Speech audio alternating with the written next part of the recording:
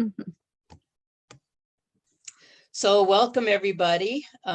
This is our relationship intelligence training, lesson 16. This is the last session. It seems like the last, but it's only the beginning. And I hope you've gotten even half as much out of it as I have. And again, it is a lot of information. We're going through a lot of things quickly, just to give you an idea. That's why you do have the scripts for everything now. And it's good to read them. And those of you who do get the PowerPoint, you can match them up and see what's going on. And sometimes when I've been asked to do, oh, could you do something just on bullying?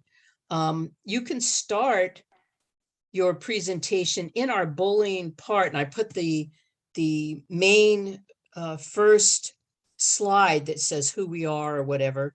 I'll put it just before there. You can switch things around. Anybody can show you how to do that. And you don't have to save it. And sometimes I'll do a save as and make a totally different presentation from it. And it just helps. I did something on emotional well-being. I just found it today, something I did 2 years ago. And it's our regular program. I just put another title on it because that's the guidance counselor says, I need you to do, she gives me the title what to do. So I just put the title on it and did my regular program, part 3, which is more about the emotional things that teenagers go through. So we can go through a lot of those things. Today, let me see if I can do the share screen. Yes, so we want to do the share screen. And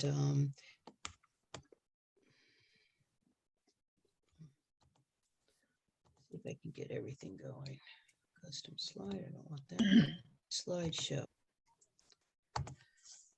Whew. So everybody can see this okay? Do you see a slide there, part 5? Yes. Wonderful, Yes, we do. wonderful. And I'm looking for, how can I, there was something about with the sharing that I can make music happen. What do you, does anybody, oh, there it is. I made it pop up. Okay. Okay, pop up, come on. Oh. Okay, so I'm trying to, okay, there's new share chat, remote control more. Okay. Record, oh, share sound, there it is. Okay. Now, I would imagine most of you are not so familiar with hip hop and rap. It depends on your population. My population was urban kids, so I had to get on the shtick right away. So a lot of things we interjected into our program, I learned from the kids. They taught me about really great movies that they watched that had a lot to do with, either fatherless kids or broken homes, or how somebody became very famous and well educated, even though they had a difficult life. Just a lot of meaningful stories. So this is called part 5 of our PowerPoint presentations. This is the last one. We don't use it a lot. I have used it in colleges and universities, and they loved it. And there is a problem with, as you know, violence, and a lot of it, the root causes, I always have to get to the root causes, even when I watch a crime show. Why did they do this? More than even catching the culprit, what made them do this? And a lot of times it's the family structure, unresolved anger. People don't know what to do with their feelings and emotions. As you see over the last year or two, people running the streets and just robbing places or burning businesses down. Like, I couldn't imagine hurting somebody else's property, So this is called self-leadership. I cannot control what other people do, but I can control what I do, and I can control how I react to certain situations. So we're going to break down a lot of these things, how to manage our emotions and our relationships, and try to get more of a win-win situation going on here. So I'm only going to play a little bit of this tune because it's very deep, and it's Jay-Z. He's the husband of Beyonce, and Beanie Siegel. Beanie Siegel's one of my favorite rappers. He's probably still in prison, but he writes really meaningful words, and he's having a father to son talk about his deadbeat dad. And he's really putting him on the floor like, Dad, a lot of the problems I have is because you never kicked a ball with me. You didn't do these things. So why do we have self-destructive behavior? So this is Beanie Siegel and Jay-Z. They're doing it. It's kind of a hip hop more than a rap. And they're taking us a walk through childhood and why people do what they do. And it's just very interesting why there's this self-destructive, because even these guys, you see, they're shooting at each other, but it's really self-destructive. That's basically what the picture is showing. So you see, you can feel he has a lot of anger, but what he really wants is a relationship with his father. He's so hurt and he's so sad, and it just perpetrates the same things, but he was breaking the pattern by actually having something to do with his sons and daughters. The problem was he married to their mother. A lot of them feel like, oh, I took my kids out. Big deal. Are you there in the middle of the night when they're scared? Are you helping? Are you really helping? Or is the mother doing everything by herself? So we had Nelson Mandela. Did we have him in another PowerPoint talking about Nelson Mandela, his life? He's really amazing. This was South Africa, where they have real problem with apartheid. It was so ingrained that people just felt it was normal. Of course, the Africans did not feel it was, but the Afrikaners, the white Africans, it was really sad. When I saw the courtroom drama, people being brought to court for things that they had done, a lot of these prison guards and cops, they were like animals. They were really like pigs and dogs. You can say they're evil.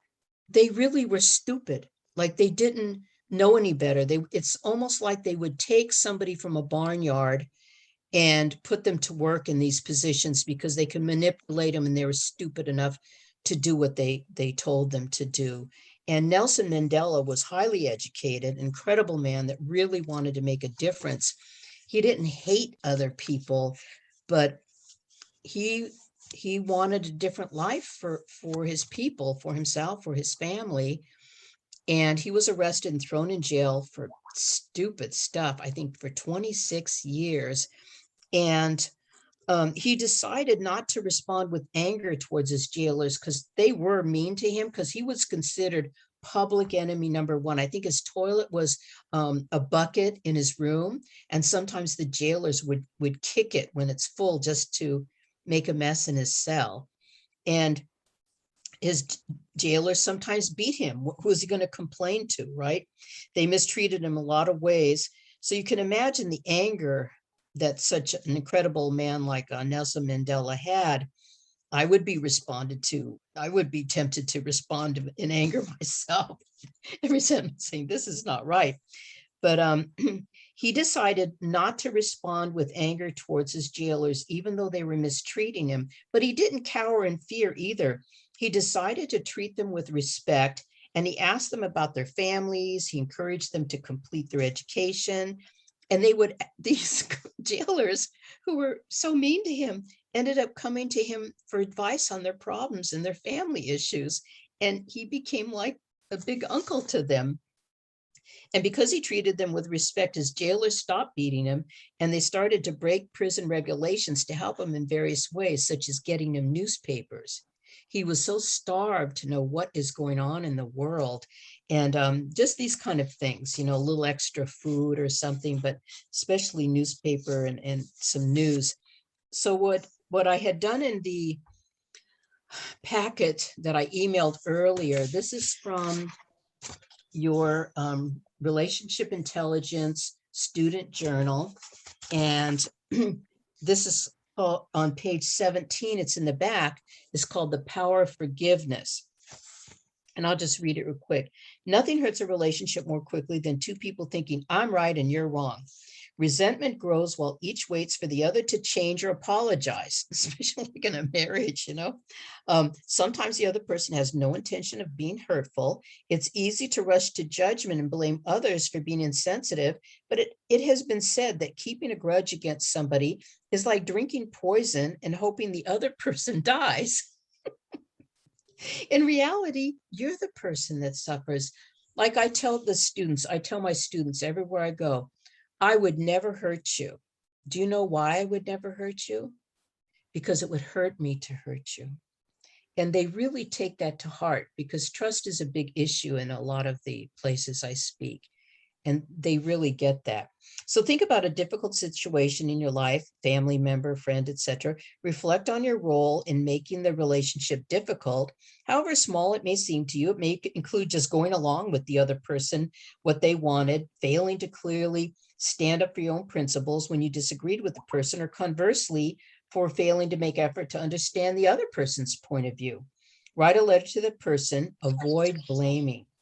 If necessary, offer your forgiveness, which does not mean that you think what the other person did was okay, but that you release the other from your blame and you give up your right for revenge. You will be amazed at how this kind of letter can liberate you from the weight of resentment and transform the relationship. I've done this even in my head because a lot of things I don't believe. And I've done this in my head. There was a person who abused me for 30 years. And in my head, not even to the person, I just said, I forgive you. I forgive you. And I'm sorry for whatever I did.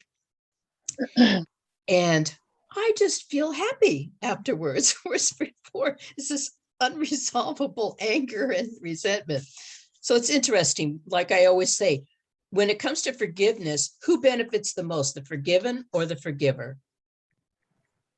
The person who forgives, because then you're released from all of that stuff. So we encourage people to write a letter, think about it. Sometimes it's good to do as a homework assignment so they can actually think about it. And if you're doing it in a classroom, even if somebody just has 1 or 2 paragraphs, ask if they wouldn't mind reading it out loud. If they don't, just read it, ask if you can read it for them. Some people are so private, but I have found 9 times out of 10, when I asked the student, can I read it? I said, it'll be anonymous. I won't tell anybody. That's kind of a joke because, you know, everybody sees who you are.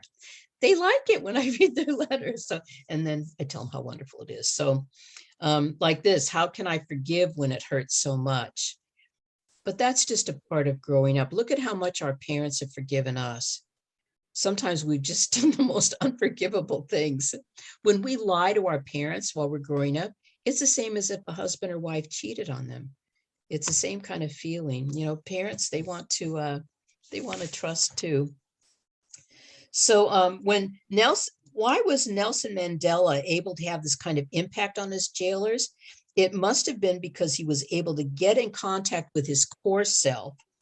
He realized that nothing others said or did to him could reduce his personal value as a human being or the rightness of his cause. Just because they treated him horribly, just because he was spending the rest of his life in jail, didn't mean that his cause was unjust.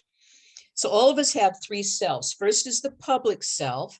That's the one that others see. The person who dresses and acts a certain way, goes to school, etc. Second is the self that has all kinds of thoughts and feelings, which can change from moment to moment. The third is the core self, which consists of our deepest nature as human beings. In order to find the power to react without anger or resentment to the hatred expressed by his jailers, Mandela must have gotten in contact with his core self, his sense of value as a human being. He must have told himself, I'm not a person who hates. Like right now, so many people want to be in so many boxes. I'm this, I'm that, this is, you know, I always say we're all human beings, and that's how I'm going to treat you. We all deserve to be respected. I never ask anything from my students. I don't say, I'm going to give you respect, so give me respect back. If you do, go ahead. But I just feel this is what I'm going to do. And all the time, it's very rare when somebody is like what I would call disrespectful. My biggest problem is students who talk incessantly. They just cannot control themselves. They don't even know that they're talking during the class. That is the only thing. I've never had problems with anger, somebody trying to hit me or what, hit each other. And so I just say, if you can't control yourself, it's just like in prison. If you can't control yourself, somebody else will do it for you. I tell them this. I said, if I have to remind you not to speak while we're having a class. I'm going to ask you to sit over there, and they'll be off to the side or something. They're still in my class. I still want them to be there, but there's something about making them sit away from the group. It's just mortifying. So it usually works. So what is pulling our train? I always love this slide. Is it our feelings and emotions that's governing our behavior, or is it our core values? You know, one end is the strong engine. If you have ever seen trains, they have an engine in the front and in the back. What is guiding our lives? You have your core values, but the other end is kind of a caboose engine. Those are your feelings and emotions. They try to pull you back with thoughts of regret, anger, revenge, or, you know, wishful thinking. If only I found this person, if only I won the lottery.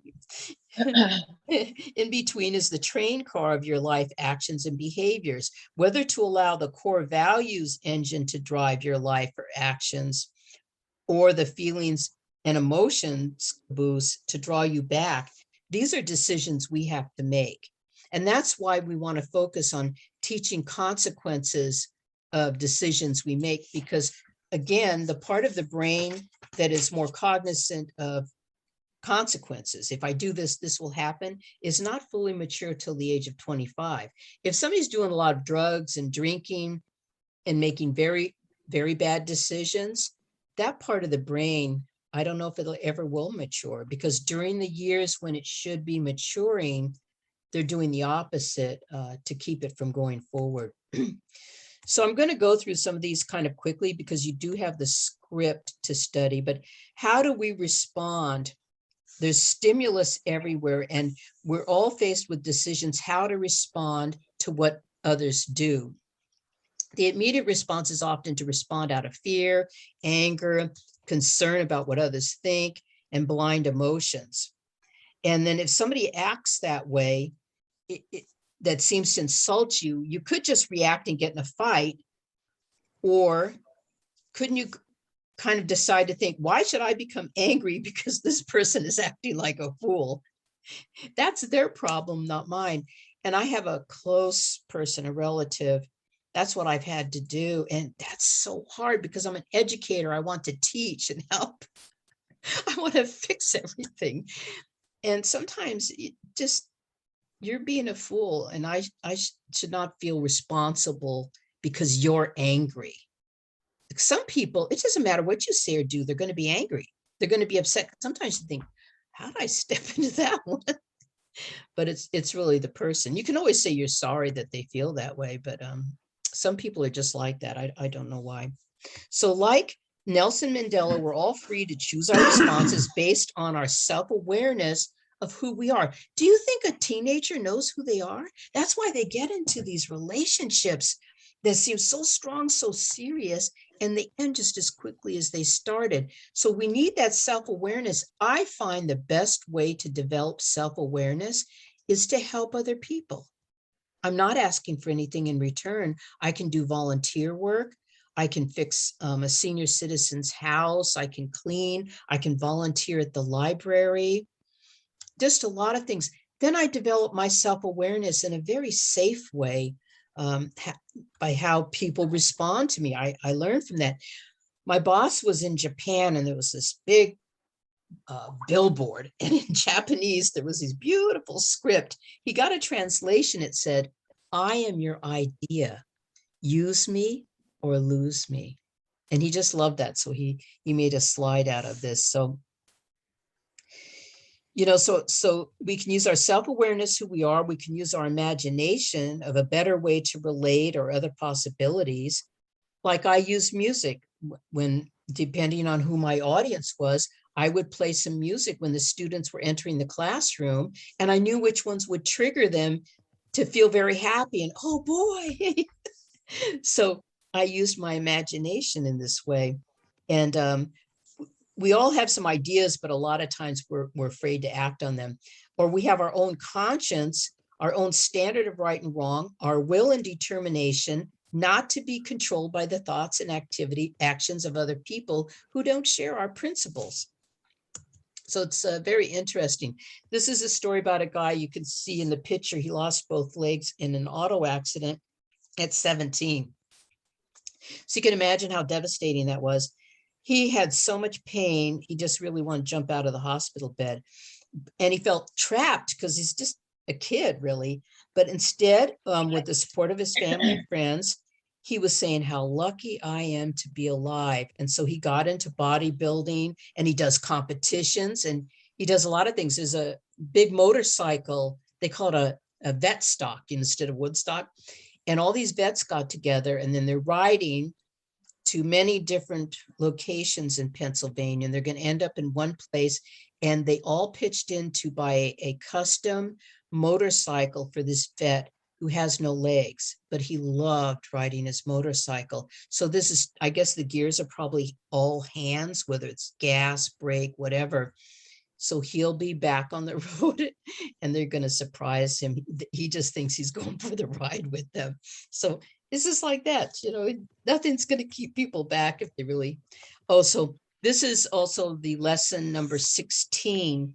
It's called Write Your Own Eulogy. Now, people think of a eulogy when somebody dies, it's really sad and you're crying, oh my God, they're not here anymore. Really, a eulogy, we should be celebrating somebody's life. What are the good things they did? I'll never forget, and I've said this before, there was a construction company that was one of my customers, and one of their guys was on 42nd Street near the Penn Station there. And he got shot in the stomach with a shotgun. He wasn't doing anything. He was just enjoying New York. It was so sad. His parents came from overseas, and people were walking around asking the other guys in the company, do you have anything you can say at his funeral? Nobody had anything to say about him. They didn't know him that well. And it changed my life because I thought, oh my gosh, I don't want to die and nobody has a good thing to say about me. So eulogy, think about because you may end up writing your own newspaper release when you eventually pass away. What do you want people to say about you? So, just write about things you accomplished. And sometimes it can make you think, oh, maybe I need to get on the shtick and do some things.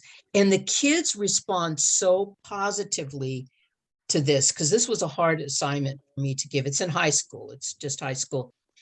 And the students loved it. It's hard for them to grasp that it's like you're pretending you're your friend and you're writing about yourself, right?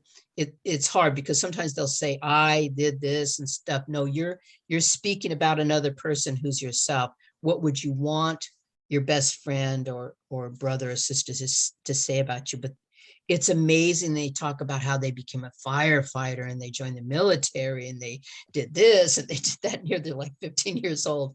It's amazing the things they write. So this is a diver, and he has to be very careful to watch the waves because this is like 100-foot jump.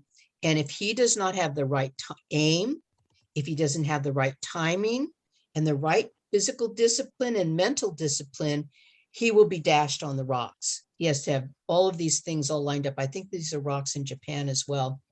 And needed for success in life. And I always say, how many of you want to be successful? These are 3 things you must have. Good aim, that means your goals.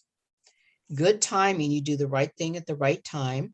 And discipline, like timing, you don't get your driver's license when you're 12. There's a reason for that, unless you live on a farm. And there's certain things, there's a reason why we have age limits, and it all has to do with brain development. It's not because people don't want you to have a good time or to enjoy yourselves, but that's why there's a curfew. That's why it's better if you don't have sex as a teenager. It's why no state has drinking under the age of 21. They used to have some, you could drink at 18 because you could join the military, but then so many kids died from auto accidents and everything. Now every state is 21. So this is called A Pledge to Your Future Self and Family. And in the back of the book, and there's other times when we do the pledge with pledge cards, but this is a pledge to my future self, my family, and my community. And it's saying I, and then there's a blank, have chosen to protect the well-being of myself, my future family, community through avoiding the illegal use of drugs and alcohol, the use of violence or force in relationships, and uncommitted sex outside of marriage. I will use this period of singleness in my life to practice integrity. Integrity is something that is soundly built, somebody who keeps their word. So that if I have a family someday, I'm going to be a great husband, father, wife, mother, leader in my community. I will be accountable to and make sure they don't make it you. It can be a teacher, guidance counselor, a relative, and things like this. And then they sign it and date it, or they think about it. And it's really a great activity. So this is a big deal about anger style, because especially when we see like that music that I played in the beginning, this anger, like some of the kids just feel so abandoned by the adult world. And then the only adults they have around them want them to hustle drugs or have sex or ditch school. And they're just angry because their conscience wants them to do the right thing. But people make fun of them and think they're weak because they're doing their homework. They're trying to stay out of trouble. So what is your anger, your anger style? So psychologists say there's quite a few different types of anger. It's not just angry and fighting. So there's anger escalators. And this is the kind of person who's quick to accuse and blame others. It's always somebody else's fault. They made me hit them. They're quick to explode. It's just like, whoa, we were just having a conversation. What happened here? They lash out at objects or people who are close to them.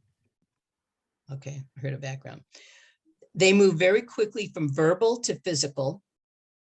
And there's not a lot of warnings. You just feel so aghast. They think by lashing out at others like this, that they're going to solve their problems and feel better, because now this person will know that they're the problem. But even if they never see that person again, they still have the same problems. So they almost say they're like a blamer always has to blame the one closest to them.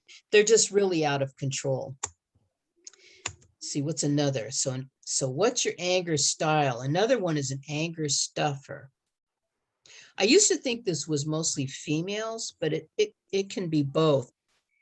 And then sometimes it comes out like a volcano. Well, they avoid confrontation. They'll sidestep it. They'll, let people step on them.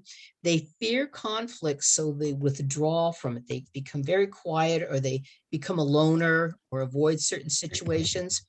They keep all this unexpressed anger inside. They keep stuffing it down, but there's been no release.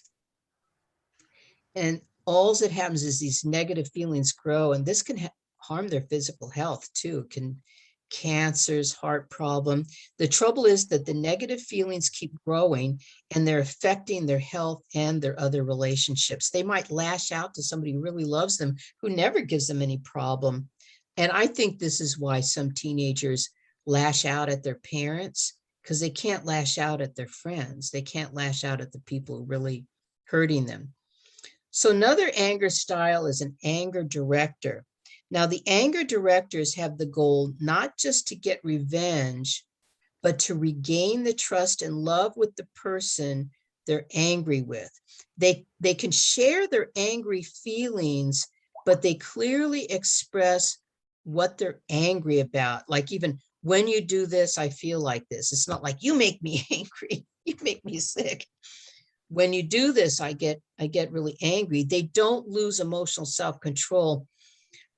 What I had learned a long time ago, when I'm feeling really angry, leave the situation, unless it's an emergency. But if it's just an emotional thing, give it 3 days, because more important than what I'm angry about is the relationship. And once you blow up, now I got to apologize too. So also give people a chance to respond. With the anger directors, they know that beyond the negative feelings of anger, fear, and pain are the deeper emotions of trust and love that can be restored within themselves and others. So it's pretty mature. Now, does this come natural? Are you just born this way? I think this is a learned behavior, just like the other angers. It's kind of learned behavior. It's how you deal with things.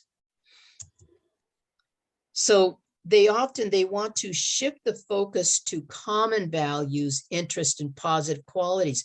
They'll change the subject to something that they have in common to try and do this.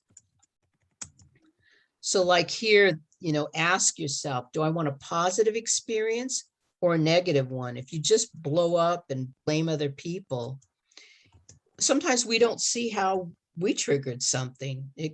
We can be that blind, of course. Step out of the battle, look beyond the event that created the conflict, and suggest a timeout. That's a very real thing, is leave the situation, say, I got to go for a walk. I got to, get some fresh air, think about this. And that person should respect that. And we need to respect it to other people too. I have seen, like, the husband will say, I need to take a walk. I need to get some fresh air. And the wife just comes at him again. I just feel like the guy's giving you a big hint. He doesn't want this to escalate. And some people, they can feel they're getting so angry. I really need to chill. Now, aggressive confronters,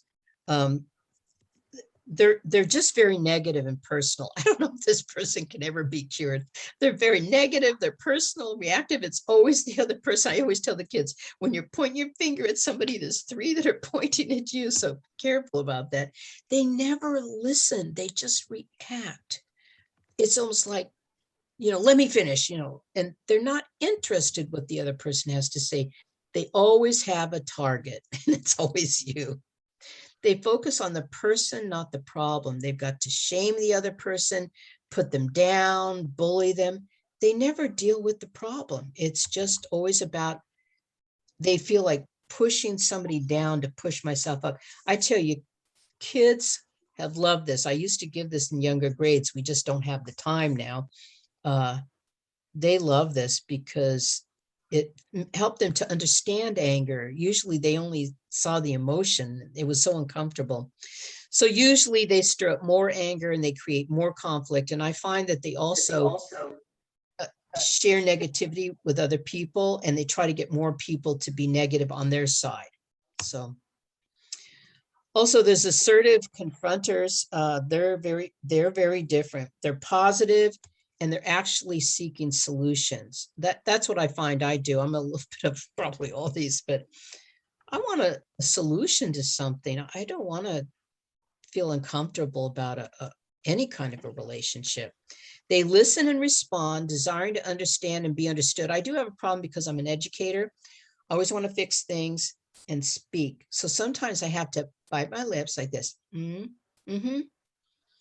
Listen, have eye contact, and really sometimes even reflect. Oh, I see. So when this person did this, you were thinking that. And they'll go, yeah. And then this, and I mirror what they say. It shows I'm listening, even though sometimes I could be bored out of my mind. I really don't want to do this, but it's going to help this person. And in the long run, it's going to help me as well. So I'm just being honest with you. I would never be a counselor, social worker. I genuinely care about people. I genuinely want to help people, but I can't solve their problems. But this, if somebody's saying something, especially if I've hurt them or deceived them or done something, I have a problem with memory. So somebody could say, be sure you don't say anything. Of course I say something because I forgot they said don't say anything. So they don't view the other person as an enemy. That's something I have to learn. They focus on the problem, not the person. Isn't that mature? And again, we're not born this way. We have to really be prepared ahead of time, and you know who your people are that trigger you. Work for mutual benefit. And that person, you guys could have hated each other, but the way we resolve the difference makes us feel closer together. I wish people understood this in marriage. I mean, some things just don't work no matter what you do, but a lot of times people, they call it quits for nothing. Oh, they always left their socks on the floor. Really? Commit to be a transition person. This is what Beanie Siegel was trying to get across in his song is, Dad, you were this way, but I'm not going to be that way. He recognized the problem. Now, this is a story of domestic violence that really, I love this when I first heard this. It's a true story. This couple hate each other so much that when they went for counseling, they says, we can't stand each other. We are never, ever going to change. And what was it that he did? Tom and Cindy were in severe anger escalators. They both were, okay?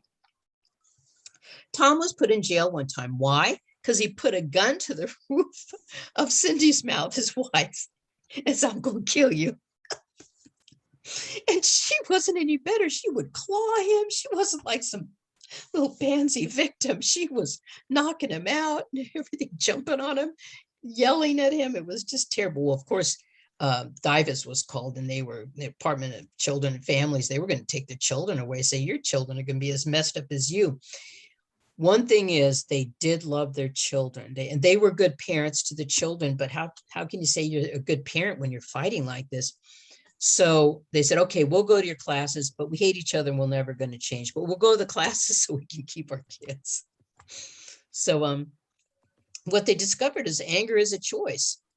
They were ordered by the court to do this domestic violence prevention program, and they had no hope that it would help, but they learned to identify and stop negative thoughts. They learned how to act instead of just reacting. They discovered that their anger was a choice. They chose to be angry. So it is possible to change. They learn to identify their own anger problems and their patterns. And believe it or not only are Tom and Cindy together for the children, not only are they happy and still married, they're extremely happy and very married. And they said they still have disagreements, but they problem solve without the destructive anger. And it makes them feel they're just very two strong-natured people. And they learned how to redirect this and come together as a couple to resolve these things. So now we're going to be talking about media roadblocks to living a life of relationship intelligence. Now, there would be a few more in your script. There's going to be a few more slides that help you understand some more psychology with anger, but we don't have the slides for that. So I knew a guy who basically had something very similar, and the thug life. And I'm not a thug, but he acted tough and he was beating up on, weaker people. And just, why was he acting all thugged out? Because he lived in fear all the time. So he had to act like, I'm angry, I'm going to beat you before you beat me, and all of these kind of crazy things. So it's basically a lot of our toxic media and community environments that accept low expectation and fatalistic attitudes. Now, this next one, I've seen this myself. Girls getting pregnant, they think that belly is a fashion accessory. I've had little 12-year-olds, that's 7th grade, say, Miss Linda, no, if I got pregnant, I'd get SNAP, WIC, free housing, high school's babysit, I'll be rich. I says, have you ever priced out Pampers? I felt I got a huge raise once all 3 of my children stopped needing diapers, like $500 a month I was saving. So for many girls, becoming pregnant is a conscientious choice, or I don't mind. Where do I have that? Oh, I have to show this too. I save things. And this girl, she was in an at-risk school. Dear Miss Linda, I'm a girl who wants to have a baby. It's my 15th birthday. I feel like I'm ready to have a baby. I think that people will treat me like a mature teen that I am. Do you have any advice? Well, of course, I showed it to the guidance counselor, and then we all had a powwow with this girl. And I'm thinking, she's thinking she's mature and ready to have a baby. Does she sound mature to you? And all the kids, when I ask them this, they go, no, she doesn't. So, yeah, they think having a baby, oh, feel my baby bump, I'm going to get a lot of presents. This is how they view it now. And people do get them a lot of presents, and they drop out of school. They can't read, they can't get a job, and they just go have another baby. It's just so sad, especially now with women. We have the world at our feet. I mean, there's nothing we can't do, but if you're being a good mother, good single mothers are the hardest working people in America. But when you're a teenager, you want to be the hardest working person in America, or do you want to have some fun? It's so different. Even my own children, I was pretty strict around the house, but after they graduate from high school, they got a little more rope. They work their way through college. I give them more slack. They buy their own cars. You know, certain rules I had in the house, but I wasn't hovering over them, and much nicer. And they says, wow, this is cool. My friends have babies. They can't go anywhere. I can go wherever I want. So this is Tupac and Boozy. Tupac was, you know, raised kind of in a nice home that cared about highly educated people, but he chose the thug life, and it's really sad. And he was shot and killed at 25 years old at the height of his career. He really did good music, great talent, handsome, handsome young man. Boozy, I think he's from Louisiana. Look how young he is. He's in prison doing drugs and things, and they think, oh yeah, I did time. I used to hang out with people. Yeah, I did 2 years in Chino and stuff like this. They think it's a badge of honor. No, it's a criminal record. And then when you try to get a real job, they're saying, well, why were you slinging drugs? Why were you robbing people? I don't know if I want to hire you. Something to think about. So the marketing of sex, alcohol, and violence. Teen rebellion just becomes another product to be marketed and sold right back to them. This Frontline documentary called Merchants of Cool. If you can find that on Amazon or something, go to the website. It's amazing. This guy was doing, this African-American guy was doing interviews, and these long line of guys, they wanted to do, they were outside a producer's place. They wanted to, you know, spit some tunes, hip hop, rap. And he said, why don't you do stuff with a healthy message? And the kid said, yeah, I got some of that. And he says, okay, show me.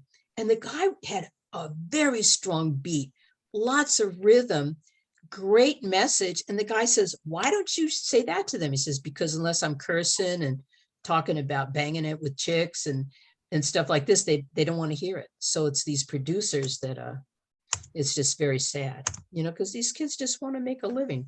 So the impact of rap with music videos. I know a woman, she was a Black woman, she's very powerful in Washington, D.C., and she was trying her best to warn people in the early 2000s about the impact of rap on kids. Nobody would listen to her, but youth with heavy exposure to rap music and music videos are 3 times more likely to hit a teacher. They're 2.5 times more likely to have been arrested, 2 times as likely to have had multiple sex partners. Now, again, we're talking about youth. 1.5 times more likely to have a new STD, use drugs and alcohol. 1.5 times. This is from the American Journal of Public Health with some of their research. And, you know, things are correlated. We're not saying you do this, so this happens, but a lot of times they're listening to the rap music because they're lonely, they don't have parental supervision, they want to fit in. And then the rap music is, you know, they're getting excited in their brain, they're getting a lot of reward in their brain. So then they act out. So all behavior begins with thinking, right? So advertising curriculum, we get into a lot of this stuff. And why do girls, remember when they always show the midriff, that shows a fertile female. That means a flat stomach like that. So it's very enticing to young males. It's just an innate thing about reproduction and things like this, because now they want girls really thick and stuff. This just infuriates me. Remember when they had the little girls, I can't remember what the program was called, but they had these little girls and they would dress them up like this and they would do dancing, and the mothers were there and they're just trying to get their kids into performing arts. And some of the little girls, it was almost like they were living their mother's dream or something. But we have a big problem with sex trafficking and child trafficking, and it's just really a shame. And then to market this is for pedophiles. These are for porn addicts. And then they'll look at this and then they'll want to do things to little girls. It's just really a shame. It's just really a shame. So there's also the marketing of tribal and consumer identities. So a lot of this, you can read, your parents are out of touch, you're creepy, your teachers are nerds, no one understands you, but we do, we're the cool marketers. And the solution to life's problem lies not in good values and hard work or education, but in looking cool, belonging to the right tribe, and buying more and more things from us. We'll solve all your problems. And of course, subliminally, this is what people think. If I wear this type of clothing, I have this plastic surgery, I wear this lipstick, I wear these kind of clothes, these shoes, these pants. Advertisers love teenagers because their brains are not developed yet. Advertisers focus on youth insecurity about peer acceptance, body image being cool, and the need for power. Just like when I was in high school, because I was one of the outcasts, bell bottoms became very popular because of Cher, Sonny and Cher. But you had to have the right kind of bell bottoms. And it's just the same thing with shoes, with jeans, all of these things.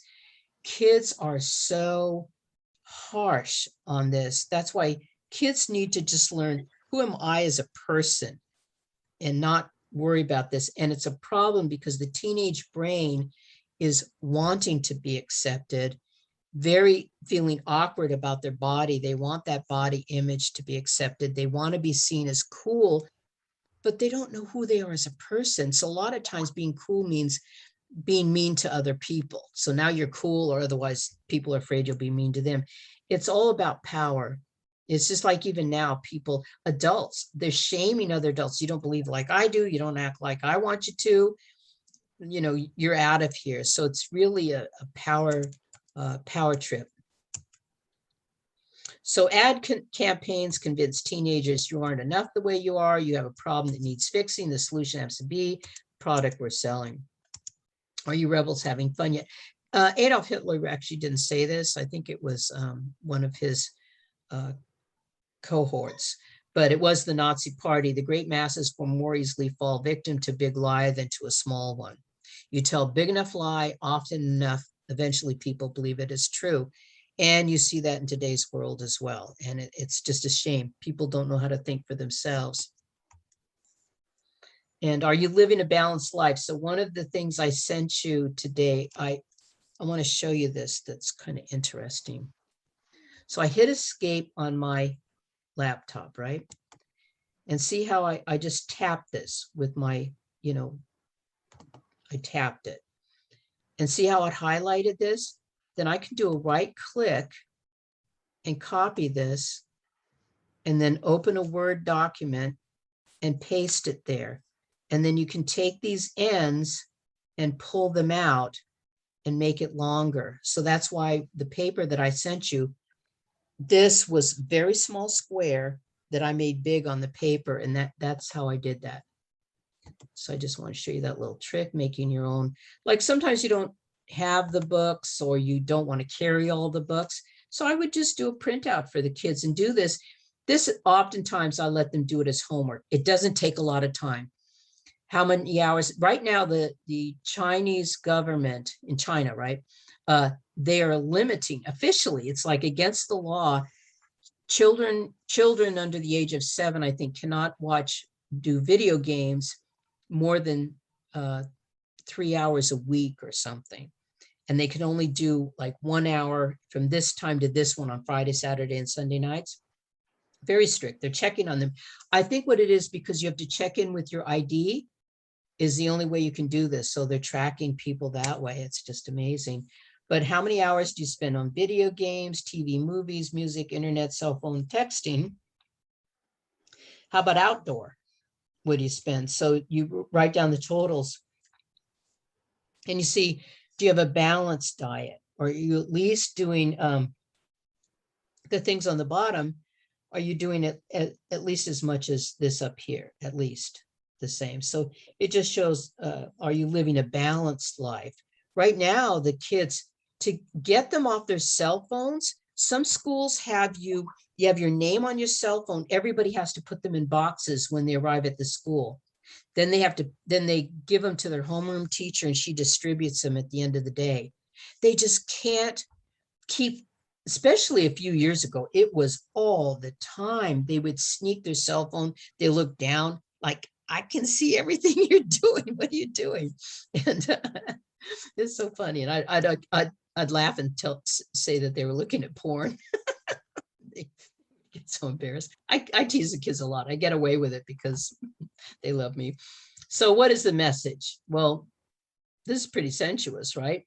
But especially for kids, oh, if I wear this perfume, I'm going to be hot like this woman here, And if it's a guy, he's saying, oh, if I wear this cologne, this woman's going to love me. And this is 50 Cent, right? And he's holding, look how he's holding these women. He's got his hands on their hips. That's very sexual.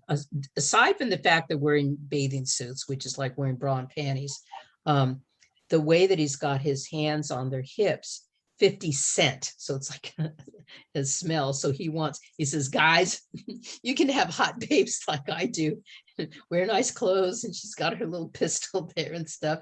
And if you wear this cologne that I developed. And here, look what the guy's doing. The young man is reading a book. He's surrounded by books. Is the girl reading a book? No, she's not. She's got her booty hanging out with her shorts. There's another one that's about reading. Let's see, what's it called here? Read books, get brain. For those of you who don't know, getting brains means receiving oral sex. Giving head, getting brains, it's the same thing. There's another one where the same girl, she's wearing sneakers and short shorts and a t-shirt, and she's on her knees, smiling at the camera, surrounded by books that she's not reading. And it says, read books, get brain. It's almost like read these books and she'll give you some head. And it's so demeaning to women. And then she just thinks she's so cute and I'm going to be in this advertising campaign. But the man is basically, okay, she's sitting on his lap. He's not taking advantage of her. He says, I'm going to get ahead of my life, find a real wife. What's the real message? Well, look how she's posing. She's got her legs basically open. The boys in the hood, they say, oh, Miss Linda, you know what love means? Legs open, very easy. And that's what she's doing right there.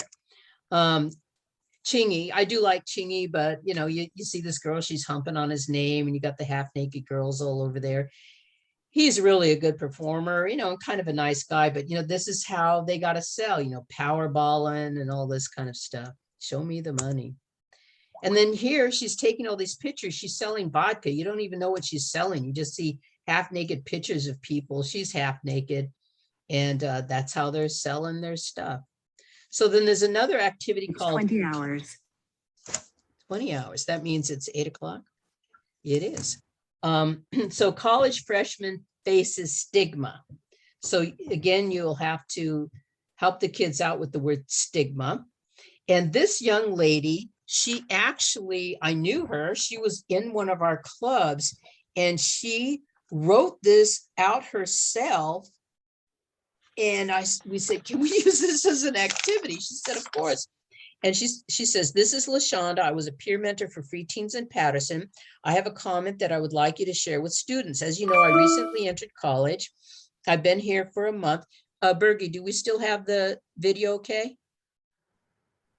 We're fine. Okay, great. I've been here for a month and things were going pretty well. I just wanted to say that since I've been here, the conversation of sex seems to be the only thing that anybody wants to talk about. If you were to eavesdrop in 10 conversations, I guarantee 7 out of that 10 would be discussing sex. Now, this is around 2003 that she gave us this letter. The men as well as the women are very bold and they get straight to the point. If they want it from you, then they will tell you. I recently was approached by this guy. At first, he was very nice, but within 5 minutes of the conversation, he told me he thought I was pretty and I had a nice body. He says he didn't want a relationship. He just wanted to have sex. I was like, wow, no one has ever approached me like that and has been that bold. I just walked away and ignored him, but I also walked away feeling very worried because I know that throughout my first year, I will be encountering men like that. Unfortunately, in the college campus, as freshmen, when it comes to female, if they're a freshman in college, they're called fresh meat. Same in high school, they call them fresh meat. And that's really sad. They think, oh, we're upperclassmen. We show them some attention, they'll give us what we want. Sex is very prevalent here, and it's something I have to be cautious about. Yes, I'm still a virgin. And when I told my new friends that I was, they thought I was lying. Now they give me credit for being a virgin, and they respect me. Being a part of Free Teens did teach me a lot, and I'm glad to be a part of this organization. So write a letter to LaShawn. Tell her what you think about her situation. What advice would you give her? Do you notice a stigma or bias against students who practice sexual abstinence in your school? What can students or others do about it? The kids, and I make them do it on a separate piece of paper. They write me a full page letter right there in class, and giving really props to LaShonda. They're so proud. So we're creating a new norm that it's okay to be a virgin. Right now, people get made fun of. So what's the message here? You see a nice young father fully engaged with his child. And I'll bet you he's married to its mother too. But he's fully engaged. He's taken a rest with his child. This is Alicia Keys when she was very young. And how do you see her? She's sitting up straight. She's fully clothed. She knows how to be a lady. And such a talent. There is nothing this woman can sing that doesn't sound absolutely amazing. Like New York, New York, the one with Jay-Z, that was her singing that. And this young man, he's dressed for success. Like I told you, my friend could not get a job. So he says he looked at how the supervisors dressed when he went to apply for the job. Even though it was warehouse work, he went dressed like the supervisors dress. So it's very interesting. So even he might have borrowed some of this from his brother, but he came, dressed for success, automatically gets respect. So what's the message? Again, you see a lot of our ads, it's just all single people. And getting back to children, you look at the ads, the females look very young. They almost look like children, where they should be adults, like at least their later 20s. They look like they're 17 or 18, even if they are in their 20s, because they want this young child look. That's what's really selling right now. So what's the message? We're seeing the nice scented colognes, but it's a couple. And then this is called a lady. And you see how she's dressed very modestly. And you can see she's athletic and cool and, really trending with her Puma outfit. And then you see the older couple dancing, and the other ladies are looking at them with respect and everything, saying, oh, what a nice couple. They've been married 100 years. It's such a nice message. So also there's pornography. I know we got to really zip through this. I feel bad. Part 5 is so important to read the script, because we talked about pornography in earlier presentations, I think part 2, but this really gets in depth about the addictive nature. People think I'm just looking at porn and masturbating. It's no big deal. It's just me, myself, and I, no problem. But they don't understand the porn chemical dependency, and especially with young children. The average age of a person's first exposure to porn is between the ages of 9 and 11, during those formative years. And they purposely want this. I remember even Google puppy, kitten, any word, it used to be a porn site. Now I don't see it. But before, I would see it all the time. Everything's XXX. Pornography exploits the sexual system, but only tricks the brain for a while. The user cannot escape the fact that when the experience is over, they're still alone in an empty room. Makes them more lonely. And it also affects men's impotence. They become less able to hold an erection, and they can't even get an erection without the use of porn. And still they prefer masturbation instead of the actual act of making love or sexual intercourse. And then they'll blame their partner. You're not sexy enough. You don't make noises like those other porn stars do. And it really, big problem. 7 out of 10 young men seek clinical help for sexual performance. They say they do habitually use porn. Now, Terry Crews, I'm sorry, because of time, we don't have time, but I did send you the YouTube link, and just listen to 4.5 minutes of it, and then he goes off into something else.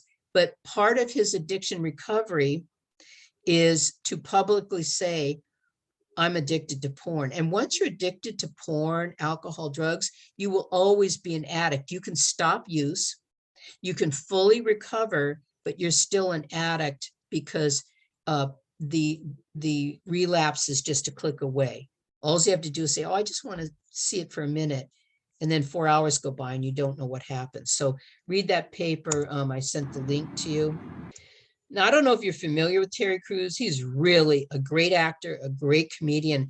When you go to the link, it's YouTube. On the side, you'll see many topics he'll bring up about pornography and different things. And he's being a terrific mentor for people. So he's found his outlet. But can you sense the difficulty? He's saying this in public. You know, people could laugh and say, you chump, you idiot, whatever. But part of the recovery is telling, you have to tell your spouse, you have to tell everybody. So because part of porn is hiding it. And it's a big problem. Same with drugs, alcohol, all that stuff. It's hiding it. 33 studies show that porn use, especially hardcore and violence, linked to verbal bullying, used of drugs and alcohols as a coercive tactic, and rape by male college students. Students who watch violent porn were 6 times more likely to use bullying tactics and forcible rape. Even when you think men are not natural rapists, do you think men say, I'm going to go rape somebody today? No, this is something they have learned through basically watching porn. Even Ted Bundy, who raped and murdered so many women, like 40 that we know of, he says there was much more. He says it's because he says, I came from such a good family, but the day I found pornography magazines in a garbage can on the way to school at age 12, he became addicted, then he acted out. Then it led to murder. So it's Dr. Douglas Weiss. He runs, he's a sex therapist. He was on the Oprah show. He has a great institute. There's this porn harmless activity. That's number 11 in the workbook. It's one of the ones I sent to you. And it really asks some very great questions. And I can tell you, the kids are serious when they don't laugh at this stuff. I'm reflecting now, never had a kid laugh about this.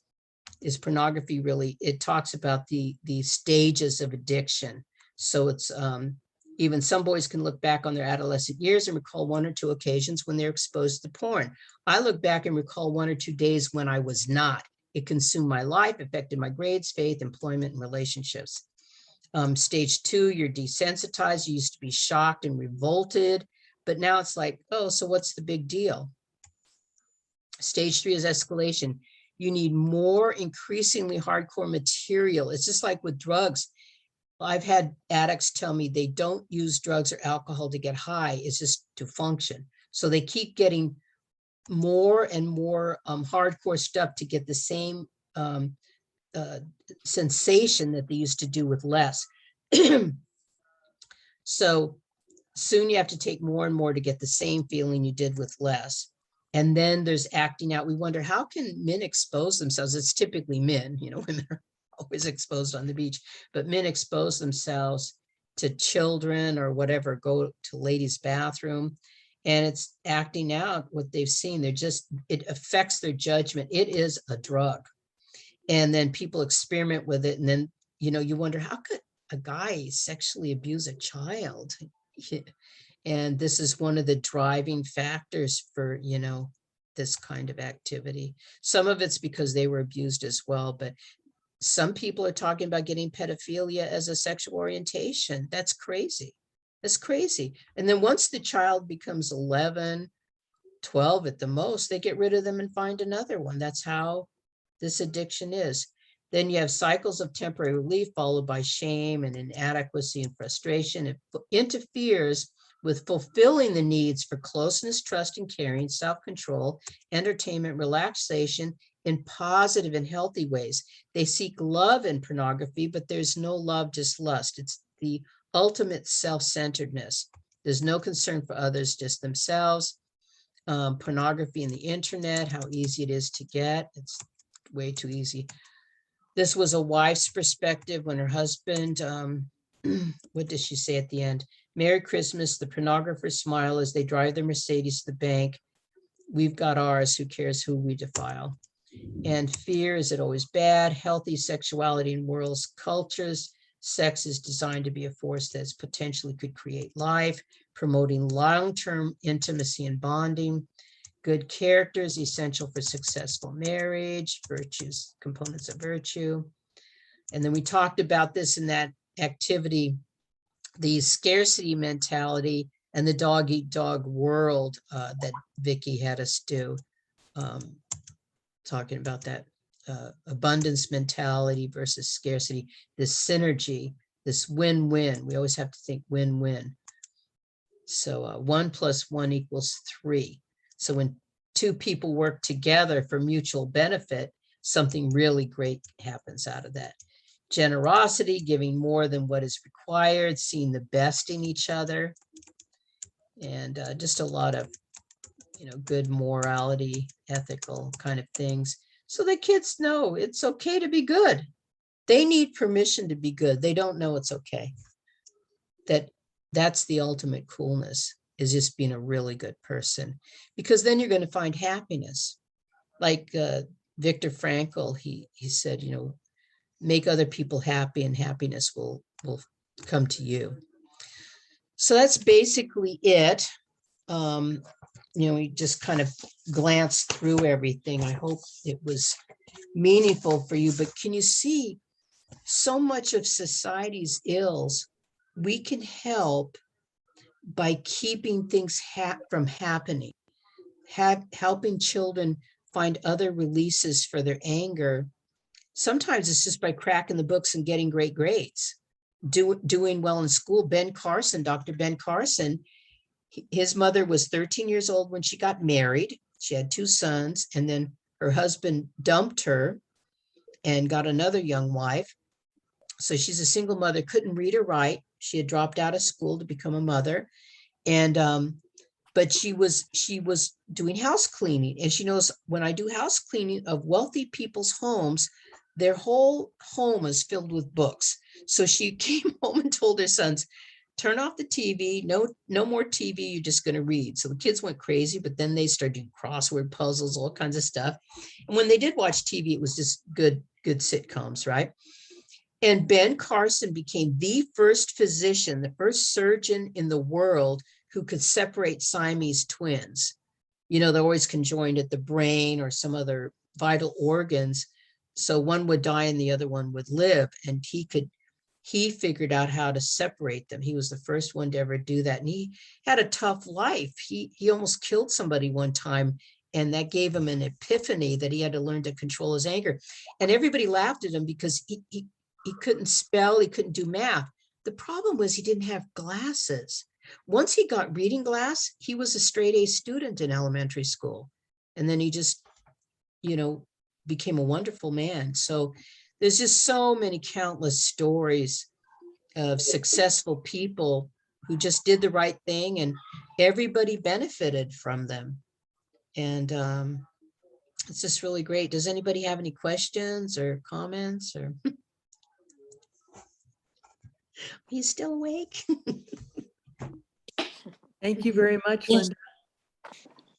Oh, you're welcome. So this is the end.